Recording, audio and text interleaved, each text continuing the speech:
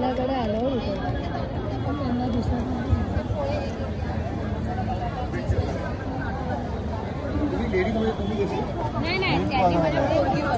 तुम्हीच बनवलं पण लेडीजचं बाळ. अच्छा व्हेरी गुड. काय काय म्हणजे इन्ग्रेडियंट्स काय त्यामध्ये? ते मुलीला नाही तिला बसव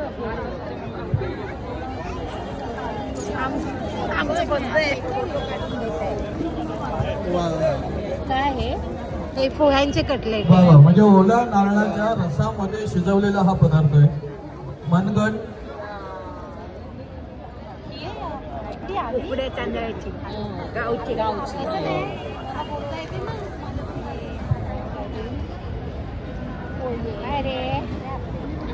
चला ताई खूप खूप धन्यवाद. Thank you so much. अरे बाबा तुला काय या पुढील स्पर्धक पदार्थ क्रमांक 4 आपण कोणता पदार्थ बनवलाय त्याबद्दल जरा थोडक्यात सांगा.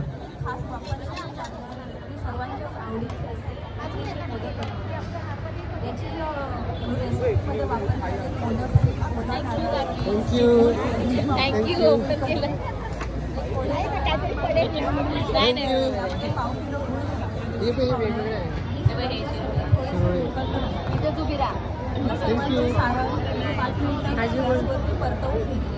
त्यानंतर एका पातेल्यामध्ये मोदकाचे पीठ यांचे भागवून घेतले आहे. त्यानंतर त्यामध्ये थोडंसं तूप आणि मीठ घातले आणि हे मळून सारण त्याच्या लाटा केल्या. त्या लाटामध्ये थोडंसं सारण घेतलं होतं ते मिक्स करून त्याच्या फळ्या पाडल्या आणि 10 ते 15 मिनिटं उकड काढली. अशा रीतीने बापांना आणि सर्वांनाच आवडणारे असे उकडीचे मोदक म्हणून आज रेसिपी बनवली आहे. काही खास तुपात वगैरे बनवलंय की काय?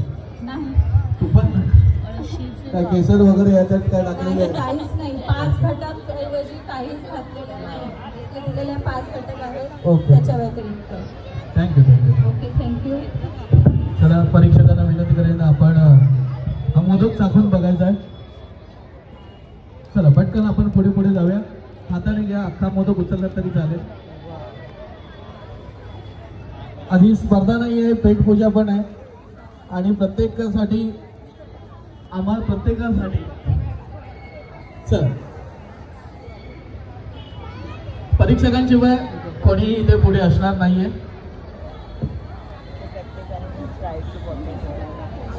वा वा. आज प्रत्येक पदार्थ देखील चाखायला मिळतोय. आपल्या कोकणातील पदार्थ आहेत. ताई आपलं नाव सांगा आणि आपण कोणता पदार्थ बनवलाय? समीरा सुबोध पेवेकर. मुशीचं. अच्छा. आणि सोबत तांदळाची भाकर आहे आणि सोबत तांदळाची भाकरी देखील बनवलेली आहे. ताई मसाले कोणते कोणते वापरलेत आपण याकरता? गरम मसाला, कांदा खोबऱ्याचं वाटण आहे. वा वा. मुशीचं मोरीचं मावळं म्हणतात त्याला. वा वा वा. ताई किती वेळ लागलाय बनवायला? अर्ध्या तासात तुम्ही रेसिपी बनवून तयार आहे. वा खूप खूप धन्यवाद ताई.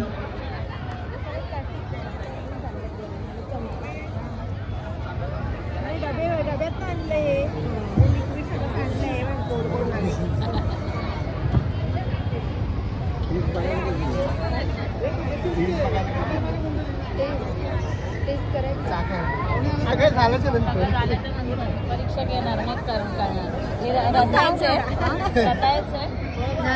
गिफ्टचे गुलाब. अच्छा नॉर्मली वाले गिफ्ट आहे ना.